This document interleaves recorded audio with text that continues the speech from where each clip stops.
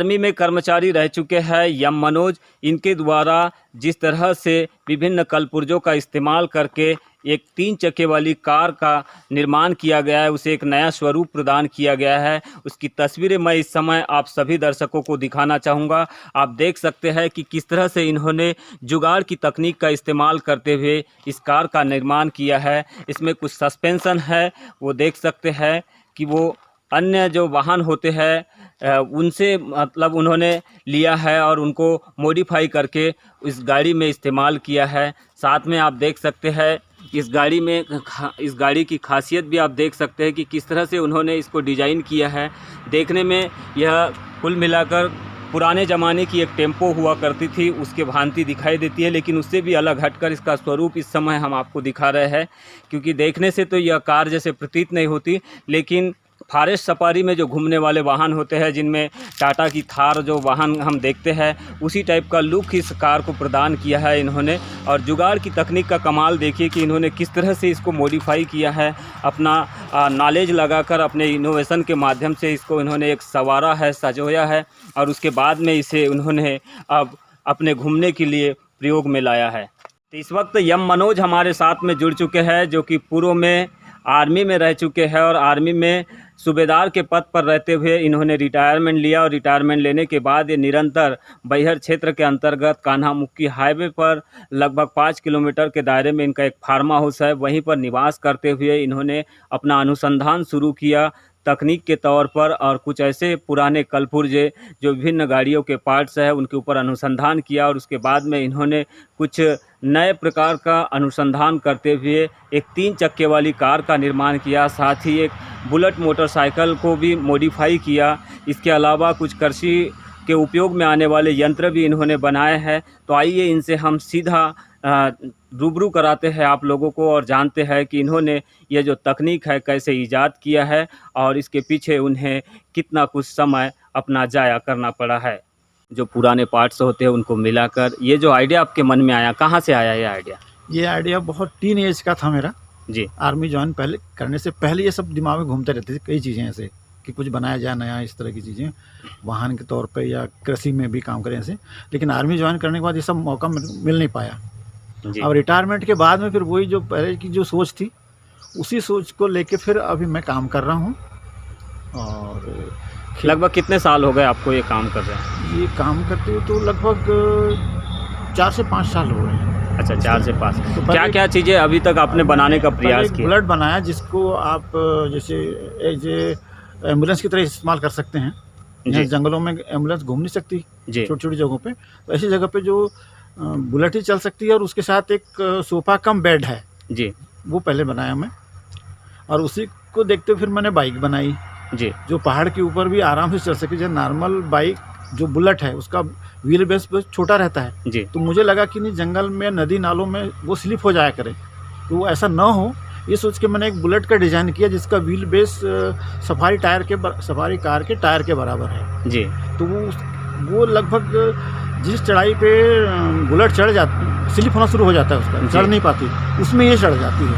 अच्छा। नदी नाले में भी अगर आप क्रॉस कर रहे हैं तो ये रेत में फंसता नहीं है जी, रेत में घूमते हुए अंदर धंसने से पहले ये आगे बढ़ जाता है। अच्छा, आपने एक 3 चक्के वाली कार का निर्माण किया है, मतलब इसको हम कार तो नहीं कह सकते, लेकिन कार के ही डिजाइन में वो दिखाई दे रही है, जिसकी हमने अभी अभी सवारी भी की है। इसका आइडिया कैसे आया आपके मन में? ये बनाने के बाद फिर मुझे लगा नहीं कि लास्ट एज में मैं ये बुलेट चलाने का शौक है जी, लेकिन चला नहीं पाऊंगा उतनी बड़ी बड़ी गाड़ियाँ। तो मैं बोला आराम से बुढ़ापे में बैठ के आप घुमा सके, जंगल में घूमें, कोई टूरिस्ट आए उनको घुमा सकते हैं जी। इसको लेके फिर मैंने ये कार डिजाइन करी है, और उसमें मैंने वाटर पंप का इंजन इस्तेमाल किया है जी, जिसका मतलब 1 घंटे में 1 लीटर डीजल पीता है, और 1 घंटे में आप 50-55 किलोमीटर की चलते हैं, तो लगभग 40 का एवरेज मिल ही जाता है इसमें। इसको मॉडिफाई करने में, मतलब एक स्वरूप प्रदान, नया स्वरूप प्रदान करने में, नया लुक प्रदान करने में कितना खर्चा आपको उठाना पड़ा है? लगभग 1 लाख के अंदर आया है मुझे खर्च इसका। 1 लाख के खर्चे में तैयार कर दिया आपने? हाँ, 1 लाख से कम ही है। इसमें जो कलपुर्जे लगे हुए हैं वो हम अगर जानना चाहे, अपने दर्शकों को बताना चाहे, तो कौन कौन से कलपुर्जे हैं जिसका प्रयोग आपने किया है? मैंने एक तो बुलेट के चैन वगैरह इस्तेमाल किया है, साइलेंसर इस्तेमाल किया है जी, और नैनो का स्टीयरिंग को काट छांट के उसको इस्तेमाल किया है, हब भी उसी का इस्तेमाल किया है जी। और पीछे वाला हब मैंने खुद डिजाइन करके खलबत्ते के साइज का पाइप लेके उस पे मैंने हब बनाया उसका। अच्छा और कपलिंग वगैरह ऐड करके जी। रिवर्स और फ्रंट उसी में दोनों साइड से दिया हुआ है। कितने गियर है इसमें? इसमें 4-5 गियर हैं जी। रिवर्स गियर भी है? रिवर्स गियर है 5वां। अच्छा। और 4 गियर फ्रंट के हैं। अगर इसकी हम खासियतों की बात करें तो क्या कुछ खासियत है इसकी? अन्य वाहनों को हम देखते हैं उनकी अपेक्षा इसमें कुछ अब क्या 3 खासियत? व्हीलर है, पलटने का पलटी हो जाती है टर्निंग में, जी पलट सकता है जी 3 व्हीलर। जी लेकिन ये आसानी से नहीं पलटेगा, इसलिए इसका चौड़ाई थोड़ा सा ज़्यादा रखा है। जी। अगर हाई स्पीड में जाते हैं तो वो पलटेगी नहीं है। पलटेगी हाँ, नहीं? पलटेगी नहीं। अच्छा, और इसकी क्या कुछ अगर हम खासियतों की बात करें तो जंगल पहाड़ में चलने लायक है? चल जाती है आराम से चल जाती है। क्या स्पीड मेंटेन करती है अभी इस समय? स्पीड ये 50-55 तक। नॉर्मली 45 में आप आराम से जा सकते हैं। जी। हाई स्पीड में जाते हैं तो 55 तक। 55 और तक? उससे ज़्यादा भी जाएगी, लेकिन खुद का वेल्डिंग किया हुआ है। जी पता नहीं हाई स्पीड में कहीं धोखा दे जाए कोई पुर्जा और जी। कुछ बात ना हो जाए, इसलिए 55 तक ही मैं चलाया हूँ इसको। अच्छा, 55 तक की चलता स्पीड में है। चलाता हूँ, 55 स्पीड। अच्छा, ये सपाट रोड पर भी चलती है क्या? और मतलब अगर पथरीली जगहों पर भी चलने में? नहीं, पथरीली जगह पे भी चल जाती है, बशर्ते गड्ढे ज़्यादा गड्ढे ना हो। ज़्यादा गड्ढे ना हो। कच्चे रोड पे भी आराम से निकल जाती है। अभी तक इसको जब आपने तैयार किया उसके बाद में कोई प्रॉब्लम आई इसमें? कुछ चैन डिस्टर्ब हो रही थी जी। बीच में, फिर जहाँ जहाँ डिस्टर्ब होता रहा उसको मैं सेट तो करता बहुत रहा। ज़्यादा डिस्टर्बिंग नहीं कर रही ना? नहीं, अब बिल्कुल परफेक्ट है, जैसा मर्जी चाहता हूँ वैसे ही घूम जाती अच्छा, है। हमें ये जानकारी मिली कि आपने इसके अलावा एक कृषि यंत्र भी तैयार किया है, जिसका जी हाँ। क्या उपयोग करते हैं आप कृषि के वो क्षेत्र में? उसका है 100 सीसी का इंजन है, जी लेकिन उसमें गियर लगा के मैंने उसको 600 से 650 तक या 700 तक का पावर बन जाता है उसमें। जी। वो स्पीड कम हो जाती है लेकिन पावर बढ़ जाता है। उसका हम क्या उपयोग कर सकते हैं? अब उसका खेत जोतने के, कीचड़ मचाने के लिए, और फ्यूचर में उसी में मैं परा लगाने का और काटने का भी, जी। रोपा लगाने का भी और काटने का भी जोड़ूंगा। तो ये जो जुगाड़ की तकनीक का आइडिया आया आपके कृषि के क्षेत्र में आपको खास करके, उसको आपने कहाँ से लिया? कैसे ये मतलब लगा ऐसे कि आपके जैसे माइंड में? बैल जोड़ी है आजकल बहुत महंगी आ रही, एक बैल 20-25 हज़ार में आता है, जोड़ी लेंगे तो 40-50 हज़ार का जोड़ी। तो मैं सोचा कि किसानों को कम से कम में अपन कैसे प्रोवाइड कर सकते हैं। जी। तस्वीरों में आप देख सकते हैं कि यह मनोज के द्वारा एक ई बाइक का भी निर्माण किया जा रहा है, उसको भी एक मॉडिफाई करके उसको एक नए लुक के तौर पर लोगों के बीच में लाने का प्रयास चल रहा है। लगभग इसका आधे से अधिक काम हो चुका है, केवल इलेक्ट्रिसिटी प्रवाह के तौर पर उसमें जो काम बचा हुआ है थोड़ा बहुत वो बाकी है। इसमें आप देख सकते हैं कि साइकिल के जैसे पैडल भी है जो कि एक्सरसाइज में इसका उपयोग भी किया जा सकता है।